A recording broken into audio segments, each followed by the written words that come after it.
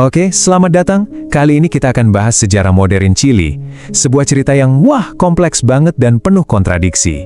Di satu sisi stabil dan sukses, tapi di sisi lain penuh gejolak yang mendalam. Kita mulai dari paradoksnya dulu ya. Jadi Chili ini sering banget disebut-sebut sebagai contoh sukses ekonomi di Amerika Selatan.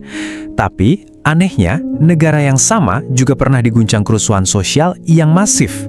Nah, pertanyaannya kan, gimana ceritanya dua hal yang bertolak belakang ini bisa terjadi di negara yang sama?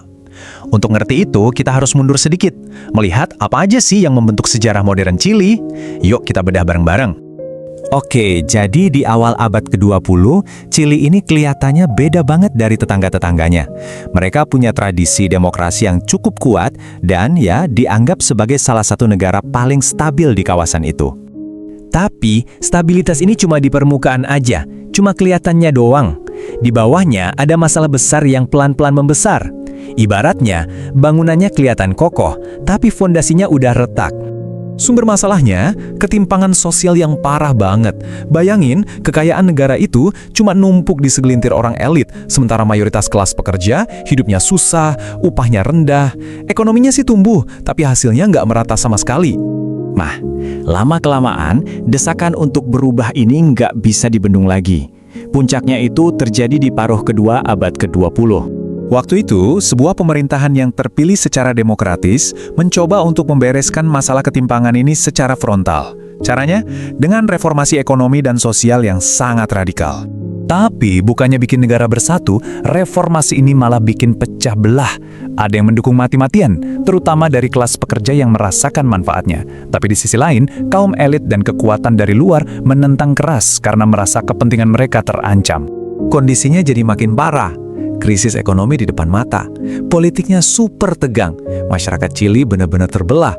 Situasinya udah di ujung tanduk. Dan ini membuka pintu untuk sesuatu yang drastis. Dan terjadilah, di awal tahun 70-an, militer turun tangan. Mereka melakukan kudeta, mengakhiri pemerintahan sipil, dan memulai salah satu babak paling kelam dalam sejarah Chili. Nah, disinilah kita kembali ke paradoks yang kita bahas di awal tadi. Karena rezim militer inilah yang menciptakan dua sisi mata uang Chili modern. Jadi, kita lihat sisi pertamanya dulu ya. Pemerintahan diktator ini benar-benar mengubah total sistem ekonomi negara. Mereka menerapkan kebijakan pasar bebas yang sangat radikal. Peran negara dikurangi drastis, peran pasar diperluas. Dan hasilnya, seiring waktu, kebijakan ini memang berhasil mendorong pertumbuhan ekonomi yang luar biasa. Tapi, keajaiban ekonomi ini harus dibayar mahal. Sangat mahal dari sisi kemanusiaan.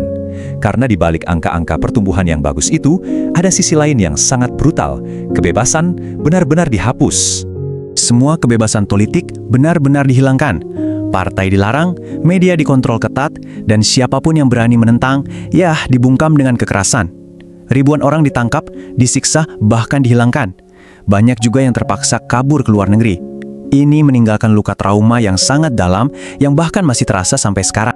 Bertahun-tahun rakyat Chili hidup dalam kontradiksi ini. Ekonomi tumbuh, tapi kebebasan direnggut. Tapi, keinginan untuk bebas itu nggak pernah benar-benar padam. Memasuki akhir tahun 80-an, tekanan dari dalam negeri dan juga dunia internasional makin kuat. Rakyat menuntut demokrasi kembali. Akhirnya, di awal 90-an, rezim militer terpaksa membuka jalan untuk transisi politik dan pemerintahan sipil pun dipulihkan. Tapi kembalinya demokrasi ini bukan berarti ceritanya selesai. Justru ini babak baru. Di babak ini, Chili harus menghadapi warisan dilematis dari era diktator. Model ekonomi yang jalan, tapi di sisi lain, masyarakat yang penuh luka. Di abad ke-21, Chili kembali dianggap sukses. Pemerintahan-pemerintahan demokratis setelahnya memang mencoba menyeimbangkan keduanya, antara pertumbuhan ekonomi dan kebebasan. Sampai batas tertentu berhasil sih, tapi masalah utamanya, yaitu ketimpangan yang sudah mendarah daging, itu nggak pernah benar-benar tuntas. Dan disinilah tantangannya jadi kelihatan jelas banget. Chili memang berhasil mencapai stabilitas ekonomi, tapi model ekonomi yang sama yang bikin mereka tumbuh ternyata juga bikin ketimpangan makin awet. Jadi janji soal keadilan sosial itu rasanya masih jauh buat banyak orang. Dan semua frustrasi yang terpendam itu akhirnya meledak juga.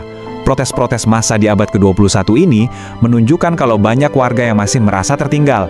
Ini jadi bukti kalau luka dan masalah dari masa lalu itu ternyata belum sembuh. Kalau kita tarik kesimpulan, sejarah Chili ini ngasih kita pelajaran yang penting banget, dan ini berlaku universal, yaitu stabilitas yang dibangun tanpa keadilan itu nggak akan pernah bisa bertahan lama.